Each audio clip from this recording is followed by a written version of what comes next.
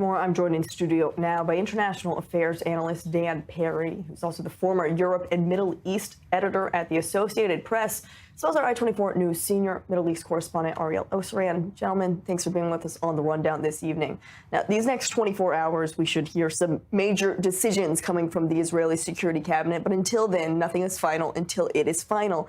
But Dan, if the United States does support a move like this, at least publicly, or Donald Trump is kind of walking a fine line right now, it seems, but then does it matter if other Western powers, the United Nations, if they condemn Israel for something like this, but the U.S. still backs Israel, does it really have any other weight then? I would say the opposition of the entire world is completely immaterial. Israel still depends on various countries for many things, including military supplies and trade in particular. Obviously applies mostly to Europe. But that shouldn't be the main question. And just because Trump allows something to happen doesn't mean that thing should happen. There is significant opposition in Israel by the public and by the military and by the entire security establishment. And I imagine I could go on and on. Other parts of the country that would oppose this because it is very problematic for Israel to embroil itself in the occupation of the entire strip, which means the management of 2 million people, half of whom are youth under 17 who are mostly radicalized, hate Israel, impoverished and desperate, angry, and can be turned into terrorists for 10 shekels apiece, many of them. This promises to be a sustained and ugly insurgency that could cost many, many more lives. And it's not difficult to envision that at some point they will execute the hostages. Or they would be killed, even perhaps by the Israeli army unwittingly. It stands very much in opposition to the desire of most of the public to be done with this war.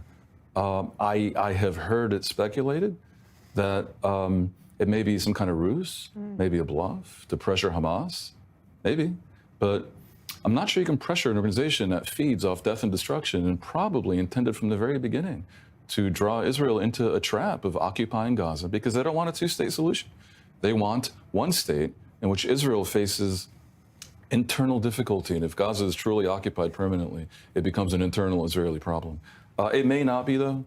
I think we'll see tomorrow what the decision is. I imagine it'll be somewhat open-ended, giving a lot of latitude to decision makers, and it could end up being nothing more than a move further in to encircle Deir al-Balah or Gaza and put pressure on Hamas that way.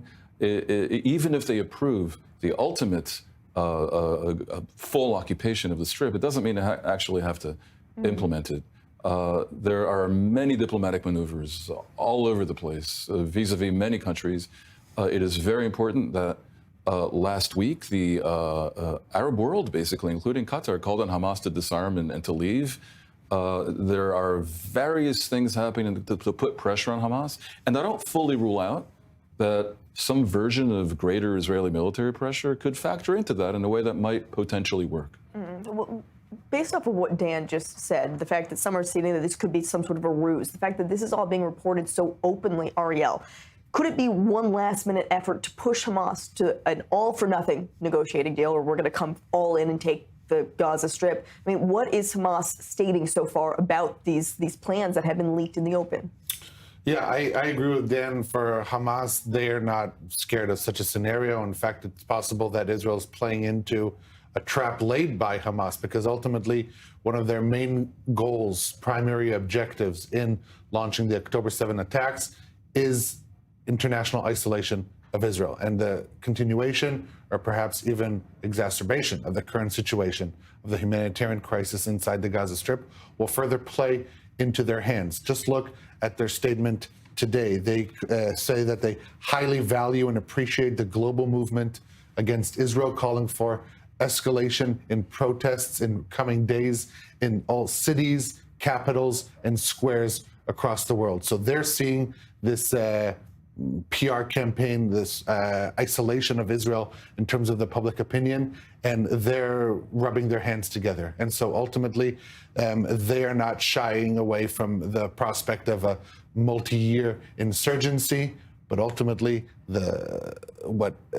numerous Israeli military officials in the present and the past have been saying, that to completely destroy Hamas and remove them from power, in the absence of an alternative, we must note, could take years. The hostages do not have that time. We are seeing this in the videos brought forth by Hamas, by the Palestinian Islamic Jihad. So is this a bluff by Israel? I think Hamas has no problem calling Israel on their bluff and allowing them to go through, because ultimately I think this does play into the hands of Hamas. And it is certainly raising some serious concerns for the Israeli public and the family members of the remaining 50 hostages.